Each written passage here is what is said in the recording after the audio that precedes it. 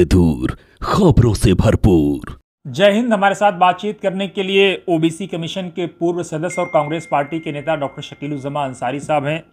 आज हम उनसे जानने का प्रयास करेंगे। कांग्रेस पार्टी इन दिनों एक नए तेवर में दिख रही है। कुछ बदलाव के बाद ऐसा लग रहा है कि कांग्रेस पार्टी पहली बार 2024 को लेकर के, माफ़ कीजिएगा, संजीदा नज़र आ रही है। शकीलुज्जमा साहब, पहली बार ऐसा देखा जा रहा है कि 2019 के बाद इतने आक्रामक अंदाज में, चाहे वो ईडी का मामला हो या प्राइस राइज का मामला हो या जो सेना में भर्तियां थीं उनका मामला हो, कांग्रेस पार्टी पहली बार आक्रामकता के साथ 2024 की तैयारी करती नजर आ रही है। आपको क्या लगता है?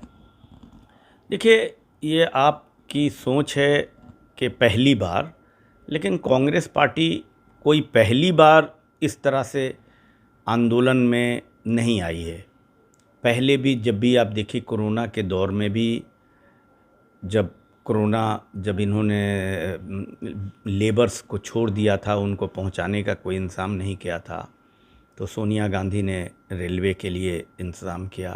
कांग्रेस के लीडर दिल्ली से लेके यूपी तक के सब जो मुसाफिर जा रहे थे, गरीब पैदल मार्च कर रहे थे, उनकी इमदाद की थी, उनके खाने पीने, उनके बस और की इंतज़ाम किए थे।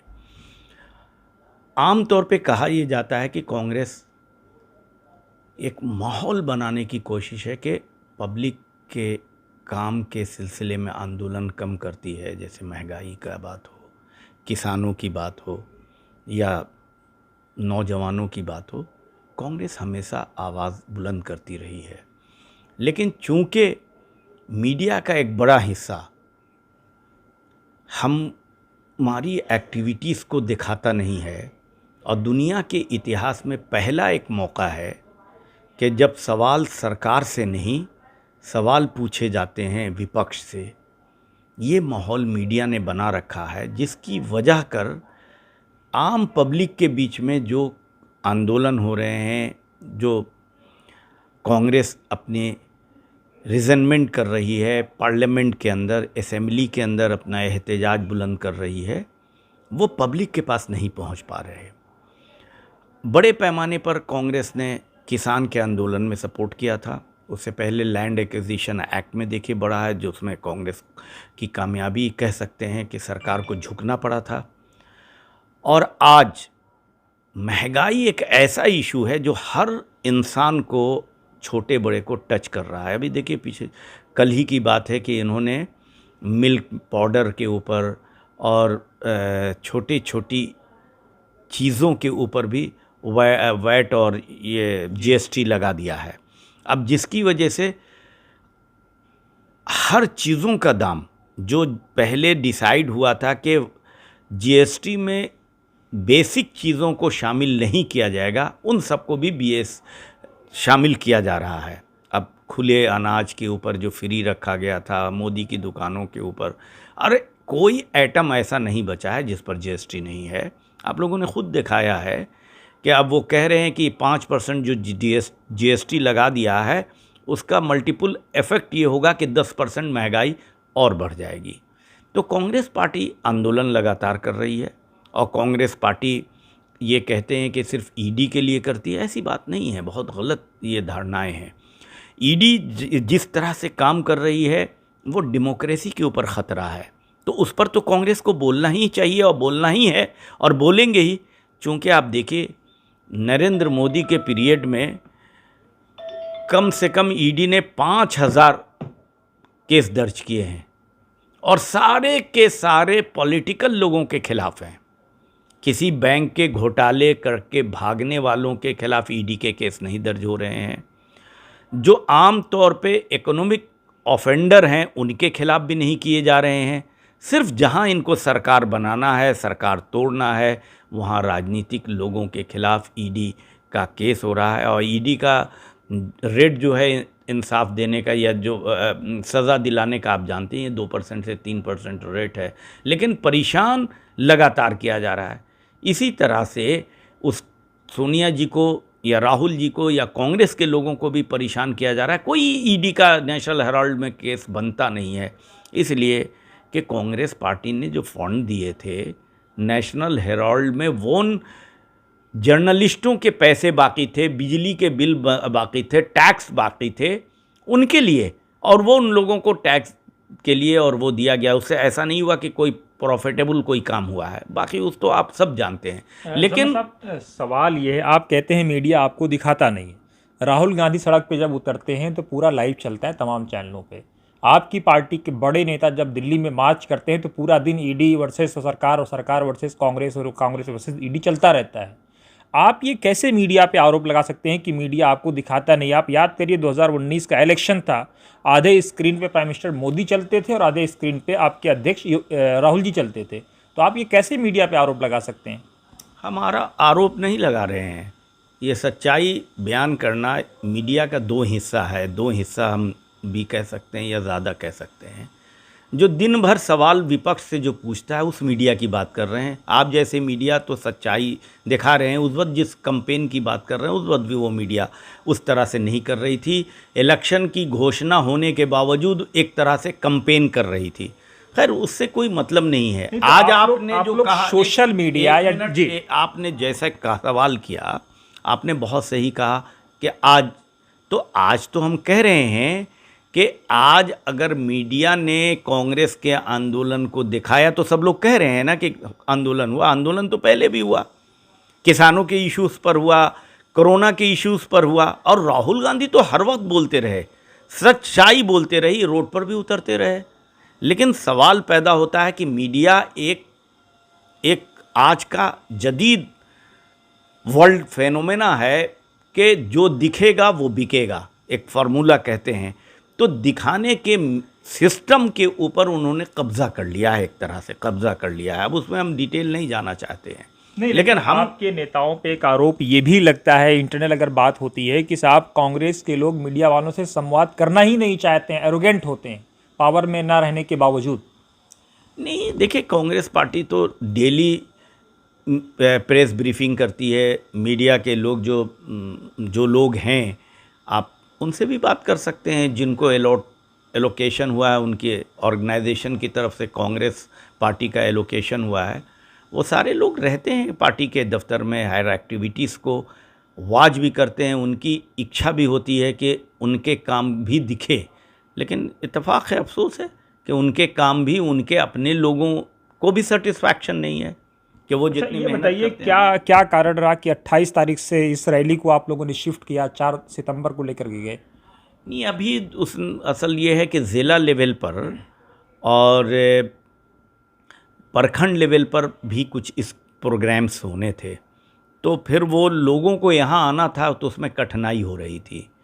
अभी 22 तारीख को कुछ प्रोग्राम्स हैं जो ज़िले पर हैं, फिर प्रखंड के लेवल पर प्रोग्राम है 27-28 को, तो इसलिए उसको शिफ्ट किया गया कि बहुत जल्दी हो जाएगा। हमारे ख़्याल से इसके और कोई वजह नहीं है, और फिर लोकल कोई वजह होंगे लोकेशन वगैरह के तो अलग है। रामलीला मैदान में होना है, रामलीला मैदान उन्होंने दिया कि नहीं दिया ये इसके बारे में हमें ज़्यादा जानकारी नहीं, लेकिन हम ये जानते हैं कि कुछ गैप जो प्रखंड लेवल पर प्रोग्राम्स होने हैं, ज़िला लेवल पर प्रोग्राम होने हैं, उसके बाद दिल्ली आने हैं लोगों को, तो उसके लिए थोड़ा सा गैप चाहिए था। अच्छा, राहुल गांधी ने एक ऐतिहासिक फैसला लिया है कि वो 7 तारीख से कन्याकुमारी से मूव करेंगे और कश्मीर की तरफ बढ़ेंगे केरल होते हुए। सवाल ये है कि क्या आपको लगता है कि पैदल यात्रा कांग्रेस की समस्याओं का समाधान कर देगी? क्योंकि पैदल कांग्रेस का एक लंबा इतिहास रहा है, राजीव गांधी हो, इंदिरा गांधी हो, संजय गांधी हो, ये पैदल इन लोगों ने काफ़ी मूव किया है, पूरे देश में घूमा है। देखिए, ऐसा है कि इस हमारे आइकॉन जो हैं महात्मा गांधी और जवाहरलाल नेहरू हैं, तो आप याद कीजिए कि दांडी यात्रा के बाद जो भारत में आज़ादी का आंदोलन था वो बहुत तेज़ हुआ था और लोगों से संपर्क हुआ था। आज लोगों को जोड़ने के लिए, संपर्क करने के लिए पद यात्राएं बहुत ही आवश्यक होती हैं, और कांग्रेस पार्टी हर कुछ दिनों के बाद इस तरह के प्रोग्राम करती है। कोई नया प्रोग्राम नहीं है, काफ़ी दिनों से ये प्रोग्राम ये दिया हुआ है, जो बड़े पैमाने पर हम समझते हैं कि हिंदुस्तान का ये सबसे लॉन्ग मार्च है जो किया जा रहा है। इसमें फ़िक्स हो चुके हैं जो परमानेंट लोग चलेंगे, फिर जो जिस स्टेट में होगी वहाँ के लोग चलेंगे, जो स्टेट कवर नहीं हो रहा है वहाँ से लोग जो नियरेस्ट स्टेट होगा वहाँ जाके अपनी भूमिका निभाएंगे, क्योंकि ये प्रोग्राम गांधी के उसूलों के मुताबिक है। आज लड़ाई जो इस देश के अंदर है, डेमोक्रेसी पर ख़तरा है, और आज गांधी के उसूलों को भुलाया जा रहा है। आज नेहरू के किए गए कारनामों को से आंख चुराई जा रही है और नया आइकॉन बनाने की कोशिश की जा रही है, जो जेल के अंदर रहने के बजाय माफ़ी मांगने में अपना उरूज रखते हैं, उनको लीडर बनाने की कोशिश की जा रही है। तो आइडियोलॉजी, जो गांधी की आइडियोलॉजी को इम्प्लीमेंटेशन का जो सबसे बड़ा स्रोत थे वो पंडित नेहरू थे, उन दोनों को टारगेट करने की आज कोशिश है। इसलिए ज़रूरी है कि गांधी के प्रोग्राम और गांधी के उसूलों के मुताबिक कांग्रेस आगे बढ़े, और भारत के लोग वो गांधी को कभी नहीं छोड़ सकते। ये इनकी गलतफहमी है। टेम्परली कोई भी आइडियोलॉजी कभी भी फ्लरिश होती है, लेकिन अंतिम रूप तो उसी आइडियोलॉजी को होगा जिस आइडियोलॉजी में यूनिटी है, जिस यूनिटी में डेवलपमेंट है, जिस आइडियोलॉजी में सबको भाईचारा है। तो ये इनकी तो आइडियोलॉजी कोई भाईचारा की है नहीं, वो गांधी और नेहरू की आइडियोलॉजी है जो भाईचारा की है, प्रगति की है, जदीद हिंदुस्तान बनाने की है। तो इसी लिए हम उसको याद करेंगे और उससे लोगों को जोड़ेंगे। अच्छा, आखिरी सवाल मेरा ये है, आप बताएं कि जिस तरह का आप ये कह रहे हैं कि नेहरू की आइडियोलॉजी जोड़ने की है, लेकिन वो तो कहते हैं कि साहब नेहरू ने देश को बंटवाया। देखिए, देश की आज़ादी में जिनका कोई हिस्सा नहीं है उनको इतिहास की जानकारी भी बहुत कम है, या नया इतिहास गढ़ने की कोशिश करते हैं। कांग्रेस पार्टी जिसके नेता गांधी जी थे, बड़ी अंतिम और दिल पे पत्थर रख के ये फैसले बंटवारा का स्वीकार किया गया था। तो आखिर वो सरकमस्टांस थे जिससे देश की आज़ादी, जिस तरह से ब्रिटिशर उस वक्त बंटवारा को आज़ादी की मुहिम से जोड़ दिया था, और जिस तरह से हिंदुस्तान में हालात बन गए थे, वो नामुमकिन था कि वो बंटवारा ना हो। इसलिए कांग्रेस पार्टी ने जो बंटवारे की सहमति दी थी वो देश की आज़ादी से जुड़े हुए इश्यूज़ को आगे बढ़ाने के लिए। इसलिए देश को बंटवारा क्या, आज जो देश में लोग रह गए हैं, आज यूनिटी की ये बात करते हैं, आज प्रेम और मोहब्बत से नहीं हो सकता है। जब जर्मन, दो बटे हुए जर्मन एक हो सकते हैं, तो आज हिंदुस्तान, पाकिस्तान, बांग्लादेश भी एक हो सकता है। लेकिन उसके लिए नफ़रत नहीं चाहिए, उसके लिए मोहब्बत चाहिए, और मोहब्बत से आज हम फिर चाहें तो सारे देश के लोगों को एक हिंदुस्तान के साथ जोड़ सकते हैं। लेकिन इनकी नीतियों से होगा नहीं, वो गांधी की नीति चाहिए उसके लिए।